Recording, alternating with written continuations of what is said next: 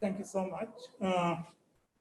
Let me start by telling you that a few weeks back, Shiny Anthony sent an email asking whether we should conduct this Bangalore Literature Festival live, as in right now, socially distanced, masked, sanitizers, and all that, or should we do it the way for the last 9 months, most sessions, and we are all aware of how many webinars we have all been attending, have been going on. I responded from a gut feeling, not really from a scientific point of view, but I said that as a nation in the last 9 months, we have had a strange emotional graph. We first started with denial of the pandemic of COVID-19.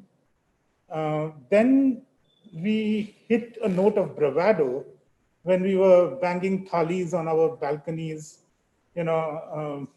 shouting slogans from our balconies. And then we suddenly, by May, as the number of cases increased, we hit panic button very badly. We suddenly froze in fear.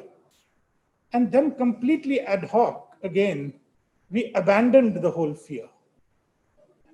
If you look at the numbers of cases and deaths in the last 9 months, I really suspect that they are genuine numbers. And for whatever bungling that might be happening, we just know that there are so many more cases in society than get reported. So this is a very strange place we are in 9 months into the pandemic. We have done the worst possible for ourselves through a very ad hoc 4-hour notice lockdown, which pushed about 3 crore people to actually walk back home hundreds and thousands of kilometers with no state transport available to them, or private as well. The economy plunged massively by 23.9%. All sectors except agriculture delivered negative results. And now we are in a strange place. Our economy is tanking, we are losing jobs. We don't have any idea of when this cloud will lift. And at the same time, incredibly, in the history of world medicine, we might actually have a vaccine within 1.5 years of an illness of this nature. Anybody who knows clinical trials knows that it takes up to 5, 6 to 12 years to develop a medicine against them. Many of the common illnesses we have still don't have a vaccine. So there is something strange happening in the world right now. And I couldn't have had better qualified people than Anna and Farah to talk about it, because I am really a layperson. And Anna is a counselor of repute, and Farah is herself a doctor, and she has just done the book. I would like to show you. It's very interesting that this book came out in the pandemic. It's called Newborns and New Moms. And she actually included a small chapter on mothers, those who are becoming mothers during the pandemic. I thought that was very thoughtful to do. But let's start with our questions. Anna, I would like to know that we are 9 months into the pandemic, but somehow public memory seems very short. Can we recollect the times? How were we before the pandemic? Because that's very important. I think you mentioned it in one of your talks as well. What advances we had made as a nation in matters of mental health before the pandemic struck? So I look at the pandemic or life in the mental health space as pre-March and then post-March. Pre-March 2020 and post-March 2020. Pre-March 2020, from the year about 2014 to March 2020, we had actually made a lot of progress in the area of mental health in terms specifically in stigma. And there are 3 types of stigma. There is what we call public stigma. And then we have what is called societal or structural stigma. And then we have self-stigma. I just want to tell you what public stigma is. Public stigma is when the whole group has stigma towards mental illness. what we call a societal stigma or structural stigma that happens because public have the stigma, and therefore it's passed into organizations, into families, into any organized structure where people suffering from any form of mental health is excluded. And then you have self-stigma. Because of public stigma and because of social stigma, people who are actually suffering are ashamed of themselves for having an illness. So, and because of this, pre-March 2019, a lot of different groups of people, people in the area of advocacy, people in the area of medicine, people in the area of law, people in the area of NGOs, not-for-profits, everybody was doing a whole lot of work. And we were evolving and slowly, but we were progressing, where stigma was being minimized, the number, and this was evident from the kind of data that we were receiving in our country from the young, from the middle-aged, and also from the families. What happened because of March 2020, and we were all living in uncertainty, fear, and disruption, suddenly there were several people who really didn't have the competence to be speaking about mental health and mental illness. They hijacked the conversation and started actually moving the direction or moving the needle backwards instead of forwards. And the impact of that is now being felt several months later. And I would dread to think what it's going to be next year, because you have people who don't have the competence, or who are not from the medical fraternity, or who are not people who really work in this domain, hijacking the conversation, becoming diagnostics, and just passing comments. And really, what are they doing? You are cornering the sufferer and the families of sufferers. So this is what I call the current situation. And I dread to think what 2021 would be because of this impact.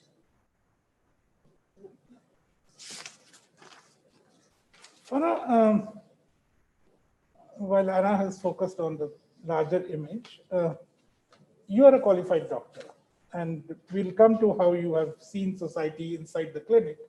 But it's also your first book. So for the benefit of our audience, can you tell us how has the nature of your work changed during the pandemic? And there is a second question also. What were the reasons why you wrote the book? You could start with why you wrote the book, and then how has the nature of your work changed inside the clinic? Hi guys, I'm Dr. Farah. Totally stoked to be on this dais with Anna, Chandy, and Amandeep, Sandhu. Such an honor to be here. Fangirling totally. Moving on to the question. So the reason why I wrote this book was that in spite of being a doctor, my life after the delivery of my first child was a total nightmare. And no amount of medical training could prepare me for that.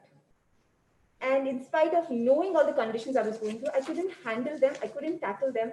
And the end result was I was not able to exclusively breastfeed my first child, my son. And this book is a sort of a personal vendetta against that, if you say it that way. So between my two babies, the more I spoke to mothers, the more I realized that the problems I faced, everyone is going through those. And nobody's talking about it because you really don't have time to sleep, let alone talk about these things.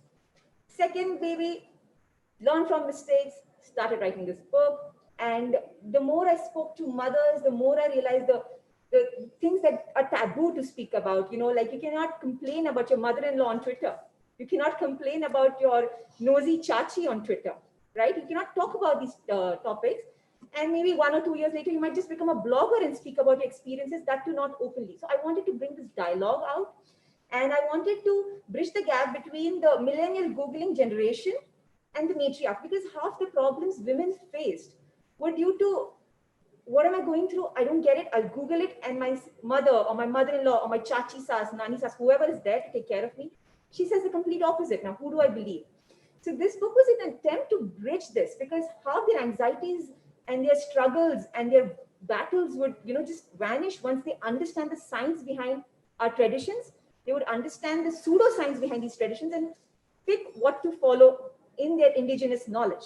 So that's how this book came into being. And actually, it was a blessing in disguise for me that it got released in the lockdown. It was supposed to release in Feb, and then March happened, and we all know what happened after that. So the book was a bit on the back burner because I was non-essential. My product was non-essential, so we did not release it then. And then this book, the people who picked it up, who did not have any relative, no household help to help them out, this book has helped those people. That's how it has helped. It has been that step-by-step guide. Beta, sit at home. Beta, cover your ears. Eat this. Don't eat that. I'm not audible? Should I get it closer? Yeah. So this book has been like a step-by-step guide for the mother, what to expect, even the littlest things that would send you into a Googling frenzy, such as, why is my kid blinking so much in his sleep? Like, is he getting a seizure?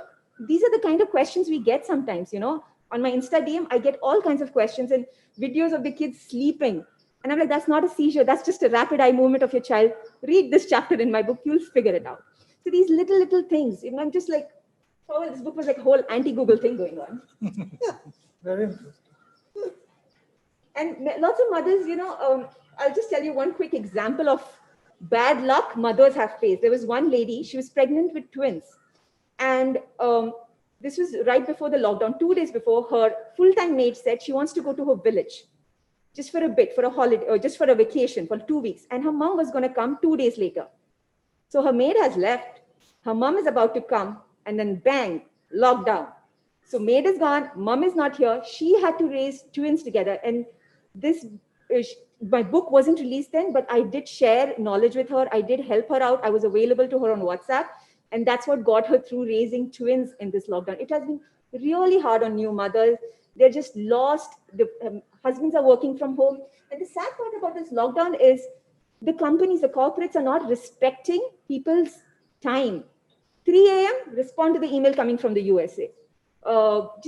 There's no weekend, there's no concept of weekend. So mothers have suffered more because, the hands-on partners that their husbands could be with this amazing opportunity of working from home, that was totally lost because the corporates are not respecting the concept of time and work and space and home.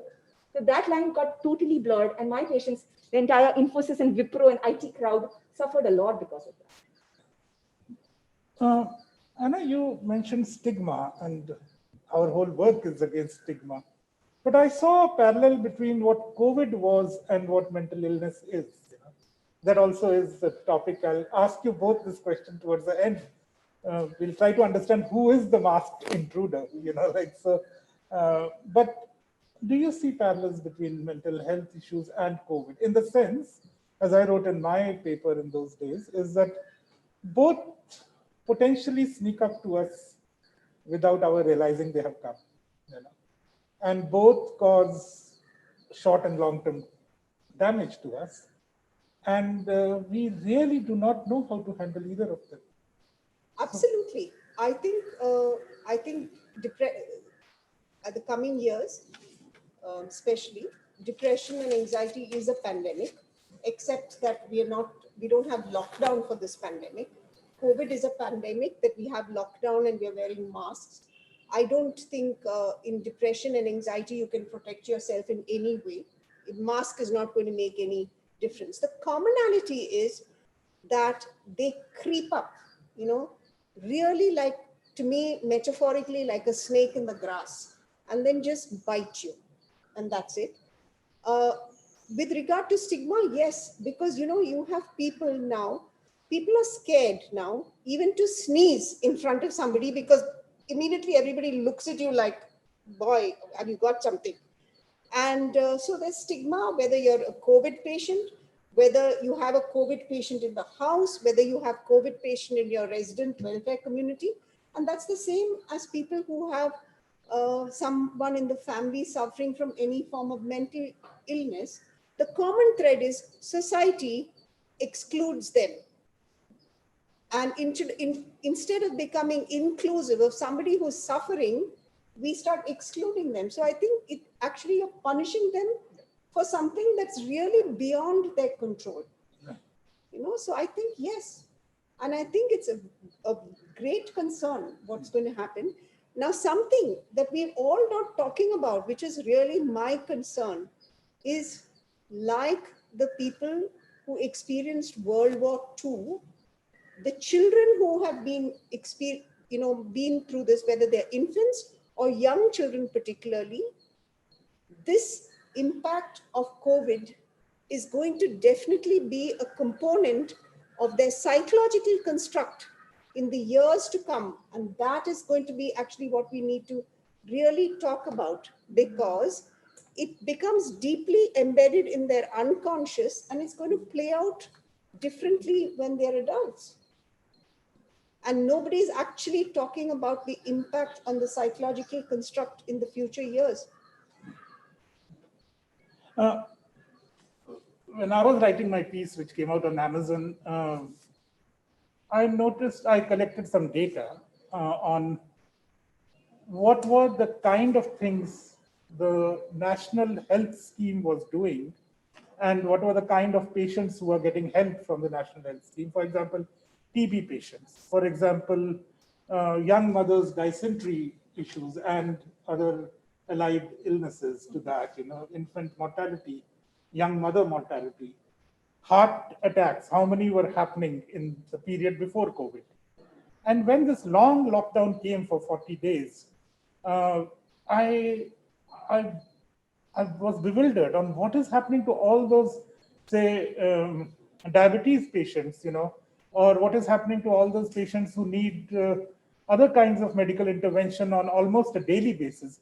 How are they actually going to the hospitals? Are they actually going to the hospitals? And Farah had some very interesting observations on that, because doctors among themselves also compared notes with each other, and they realized something which is actually still a surprise to me. I don't know whether it is from underreporting, but it also could be something else. Okay, Amandeep and I had discussed this. So back in March and April, okay, there's a WhatsApp group. We have a hypertension WhatsApp group, and we discuss queries related to that. And the people who worked in emergency, the doctors who were cardiologists and worked in emergencies, they were reporting that something which is as much of a medical emergency as a heart attack, that was not coming. And why is that? And we started racking up brains. Kya ho raha hai? Is it because of underreporting? Is it because people are so scared that they're not coming? But that is less likely. And then we started thinking, has the incidence of heart attack decreased? Is it because people are, less commute, because of less pollution? You could see the Himalayas from Delhi, right? So the pollution drastically went down. So we were wondering, is it the chronic effects of pollution and commute? Could it be reversed so fast? And that is something to ponder about. And Anna has touched upon how it will impact children, and it has impacted parents also. I had one guy who came to me, he hit his son, and the son had a split, so I had to suture it up. And he's apologizing to me. The father was apologizing to me, saying that I really lost my temper. He took the hot milk near the baby, and I got really scared and I hit him. And he started telling me that, I had a really long day. My wife is also working from home. So for something as simple as a cut, he felt the need to justify to the doctor, who didn't even ask him. I was not even going to report him for abuse or anything. So I had to comfort the father as well as the child. I told the child, just go a little easy on your dad, because the patience was the reserve that was really missing. And in fact, in my own case, my son and my daughter, they're all the time at home, and they were not losing their minds. We have like an open house kind of a thing. It's not a apartment, so that was a blessing. But my son is on the autism spectrum. He was diagnosed on the autism spectrum, and he was speech delayed. And what this lockdown did for my kid, it was a complete blessing in disguise. He lost the shackles of the CBSE school, and he was completely under the wing of parents who'd made the conscious decision to be extremely patient. And the speech delayed kid, the kid who couldn't say mama at the age of 4, is now speaking about angles, about giant squids and whatnot. His knowledge is plummeted. And so that is another effect that I noticed. I'm just speaking about the positive effects along with the negative. The parents were running out of patience, and here I am, beaming proud mother of a gifted child who has completely overcome his speech delay. So that was fantastic for me. And yes, there are many kids, who are just the attention and the time they're getting from their parents because they were working from home. Parents are having a very hard time keeping the patient's reserves. Whereas the kids, some of them are, as Anna pointed out very rightly, there are going to be psychological effects of these in the long term. But then again, as a mother, it really helped my son. My daughter is a typical CBSE topper kind of a kid. She's just 4 years old, brilliant kid. But my son was the kid who wanted parents' attention. He wanted that freedom of learning rather than, the caged school. So there are lots of things we are seeing, the bad effects and the good effects on kids. And it really depends on how patient we are with the kids. Anna, how have cases changed in the last 9 months that you have been handling the patients? Has the nature of the illness changed? Has there been a spike in patients? What is going on inside the counseling circles? I think from people from the individuals from the age of 20 to 35, a lot of them reaching out because they have multiple issues and difficulties, and they're very open about taking support. Issues of loss of different kinds, whether it's loss of dreams and aspirations, loss of jobs, loss of sense of control, because they don't know what the future in terms of they had a plan, they've had to kind of move again the posts. So there are a lot of reach out.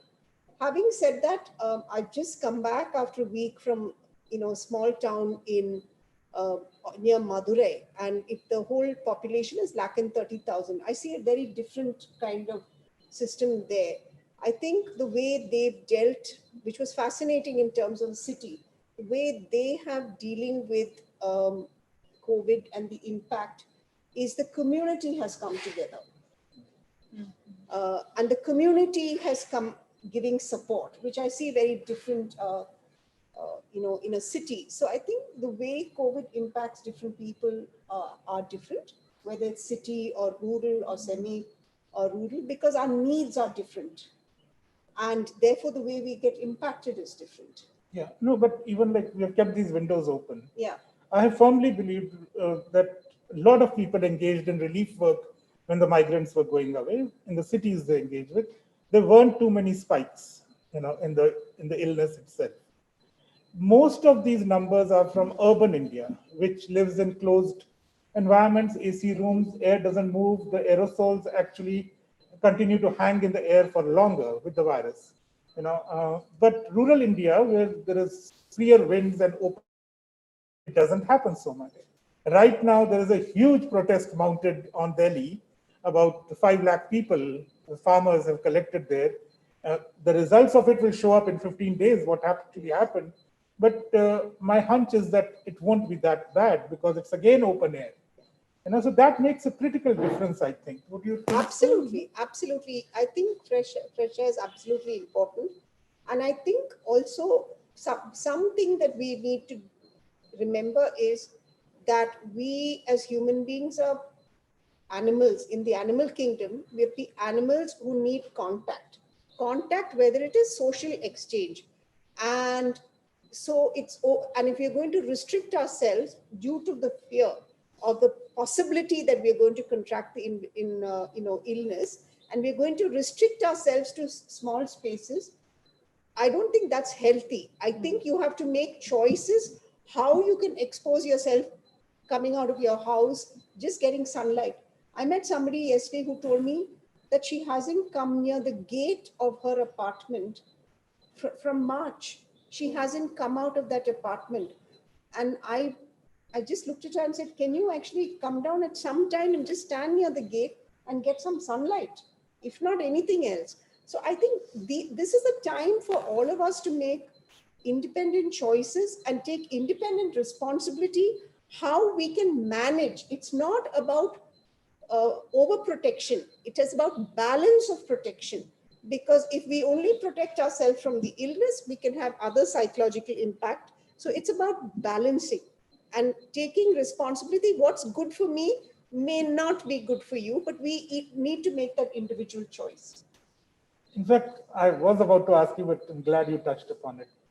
What you said, contact is to me a sense of touch. Yeah. Physical touch has reduced, but even social touch is reducing. And I think what social media or WhatsApp or Twitter does isn't really contact. It's mostly judgments being thrown around at each other.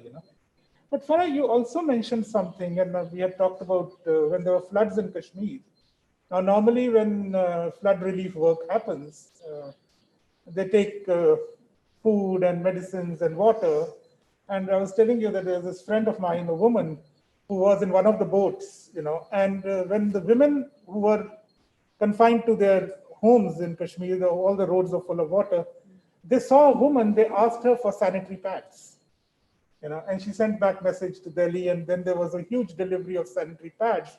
And actually, many women, their monthly cycles had got disturbed by this natural calamity. You have had such a similar experience about the COVID among women. Yes, I'm so glad you're speaking about this. Since the lockdown started, including myself, I do not know a single woman in my practice who has come to me who has not had a period problem. Everyone's cycles have been disrupted. Now, the reasons could be multifactorial. There's a sudden change, there's a psychological change, and period starts here, not in the uterus. Period starts here. This is where all the hormones get released. And even before the lockdown, I'll tell you one story. There was a young girl who had come to me last year, all right, towards the end of the year, and she came to me with a period problem, all right, irregular cycles. And I spoke to her and I got this jitteriness. Young, pretty, dainty little girl comes to me and she said, I moved to college and suddenly my periods are not regular. Should I take tablets? Would you like to give me something for that? And I just said, let's just take a step back. And I asked her, when did you move here? She had moved just here like a couple of months ago. I was like, do you have a boyfriend? She's like, yeah. I'm like, don't worry, I'm not going to tell your parents anything. I'm not your school teacher, I'm your doctor. I asked her a simple question. Have you lost your virginity? And she was just so taken aback by how coolly I asked her that. And she's like, yeah. I'm like, are you feeling guilty when you talk to your parents? She's like, yeah. And literally one counseling session fixed her period cycle. And initial lockdown, first 3 months, I know women who have had 8-9 days of non-stop bleeding, immeasurable cramps. And I spoke to my gynecologist, what should I do? Because I know this is psychological. What should I do? And she said, do nothing. Just talk to them, assure them it will get on track. Don't start anyone on any tablets. We don't need to do that. We just need to speak to them because it's their body's way of reaching out for help. I do not know where I'm stuck and what do I do about it? And it's just the body's way of manifesting itself. There is a lot of stress. And one of the first problems a woman faces when she undergoes a diet change, she becomes an anorexic for whatever, because of societal pressure. She stops eating. The first thing to change is her periods. And this is what the COVID pandemic also did to us. Actually, since Farah said this, I'd like to tell you that there's a very good book, and which is really wonderful if all of you read it. The author is called Bessel van der Kolk, and it's a book on how your body. It's called The Body Keeps a Score, and it's a brilliant book to understand your own bodily interpretations of what's happening to you when there are difficulties or no difficulties. It's called The Body Keeps a Score, Bessel van der Kolk. I'll definitely read it. I'm very intrigued now. Anna, we are coming towards the last phase of the conversation, and I always like to personally look at things happening and then try to theorize it a bit, and I think that you have a theory about India being a collectivist nation, and I think you must share it with others because this is something that we all need to start thinking about. So I think India and most of the Asian countries, we are what is called a collectivist society, as against UK, US, Australia, parts of Europe, most of Europe. They're called individualistic countries. The prime difference between a collectivist society and an individualistic society is in a collective society, the needs of the group are the priority and needs are not the needs of the individual. So therefore, what will happen in a collectivist, which at some level, we are governed by group laws. And these group laws are unsaid, covert, silent messages that are transmitted psychologically, how to be and how not to be.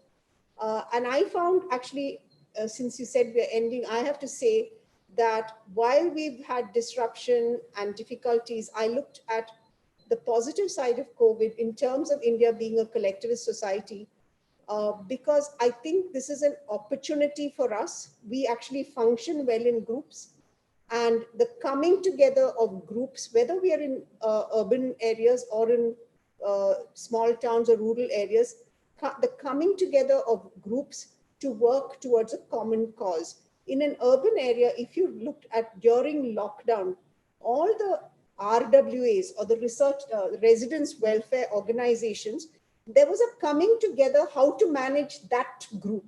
That, and we actually were doing it quite seamlessly. That's because we are intrinsically we are a collectivist society and we function well. So I think it's very important that while we talk about the negative aspect of COVID, the positive I think is this. And as I said, I've just come back from a small town where we've mobilized 20 lay people of the community, both male and female, who we have trained in delivering lay counseling. We've trained them for over a week, and they're going to be delivering lay counseling, which is the first level of what we call psychological first aid for anybody suffering from any issue. So I think these are opportunities in a collectivist society. That's a fantastic initiative, because validation is like the first step. What you're feeling is valid. It's like fantastic. Your initiative. And also would you suggest some of the basic tips that people could follow? I mean, there has been large scale job loss. There has been great slowdown in business. People are psychologically more vulnerable. We have talked about it. What are the things that people can do to handle a little bit of it? I mean, of course, they should get more qualified help later. So I always say for immediate help, ABC. A stands for accounting for whatever feeling you're feeling. Do not minimize it or shove it under any carpet. Account for it. I'm feeling angry, I'm feeling sad, whatever I'm feeling. A. B is you can actually manage that anxiety to some level by managing your breathing. Okay? If you're having rapid breathing, consciously start breathing so that the breath becomes slow. That's the B. And the C is care and communication.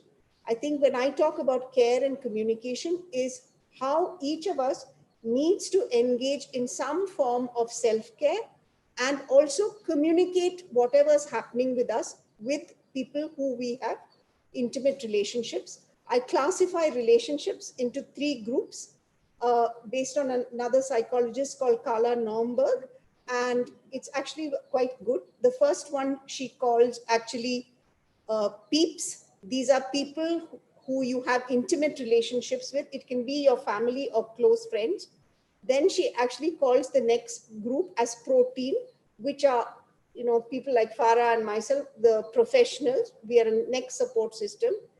And then she says the next group is, you know, so she has peeps and protein. And then she has what the next group, what she terms as these friendship groups, which are your parent groups, whether you belong to these WhatsApp parent groups or your neighborhood groups. There are 3 support systems that we need.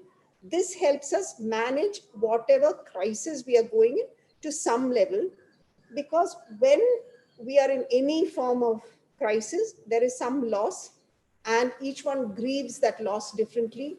These support systems will help you in that. Having said that, some of you may say, what happens to somebody who's lost their job? I think the first thing is that it's happened. This is a good time to actually evaluate. Do you want to continue in this direction or do you want to actually move? Several people have started actually asking fundamental existential questions with regard to work. Is this really what I want to do? Is, you know, what's my purpose, etc. So this is also a time to do that. If you take these 3 support systems, you'll do well.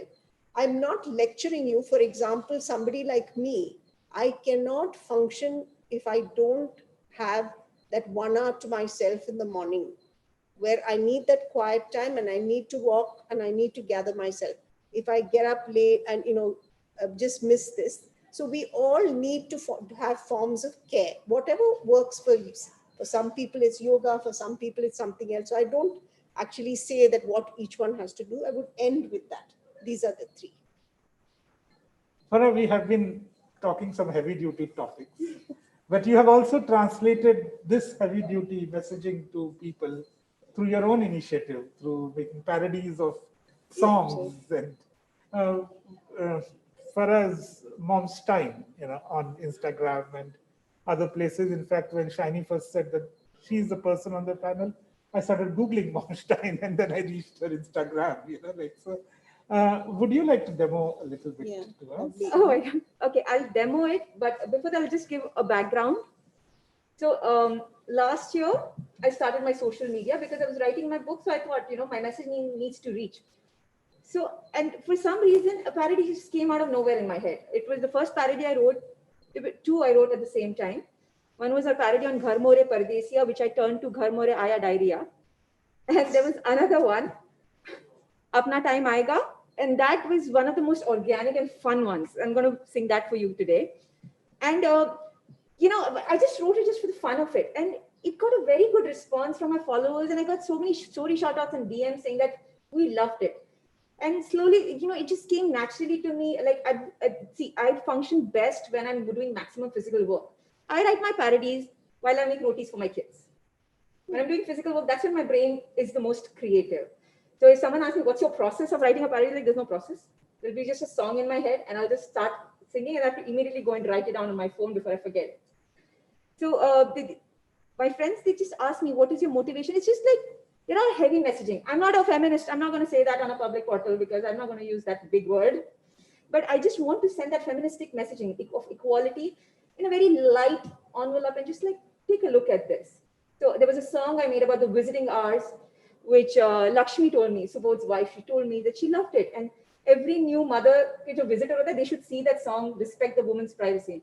And if I start and preach that please don't overwhelm her, it will not reach. So, you just reach them with a little humor, a little being a wise Alec, they accept it better. So that's how the parodies are continuing now because of the response I'm getting from new mothers. So here's a little bit of parody of the first one I wrote. It's a rap. Should I remove my mask? Yeah. Because I'm just like fogging away to glory on my glasses. An artist needs to perform in the best way they think. Yeah. Ideal would be to stand. But okay. I think go. Feel free to hoot. All right. उठ के अपने आप से सुबह के बजे 5 थे हाल देख अपनी माँ की शैतान भी रहम खाएगा आएगा अपना संडे आएगा ये सोच के ही तो रात को बिताया था रात में बहन जागी थी और दिन में तू सताएगा इतना कम सो के तू कितना भेजा खाएगा कैसा तेरा बाप जो कुंभकर्ण को हराएगा ये सोता हुआ बाप क्या हेल्प करने आएगा रात को बहन नहीं सोई थी दूध हर घंटे पी थी एक डायपर लीक भी हुई थी एक पॉटी चेंज भी करी थी पीरियड स्टार्ट भी हुए थे ओवरऑल वाट लगी थी उफ क्योंकि अपना संडे आएगा तू नंगा क्यों घूम रहा है क्या चड्डी पहनने जाएगा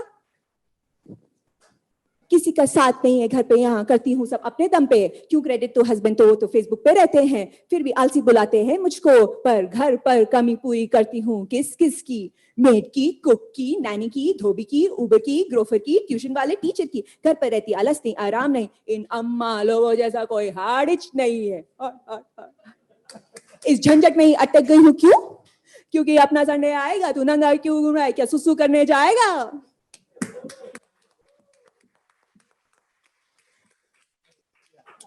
Thank you. We are almost at the end of our time. We have 5 minutes for questions. Let me just ask for last words. Take a breath. Anna, would you like to conclude this session in some ways? Who is the masked intruder? Do you want me to say really who I think it is? Yeah. Ourselves. Right. Thank you. And we are the masked intruders. Thank you. Farah, who do you think is?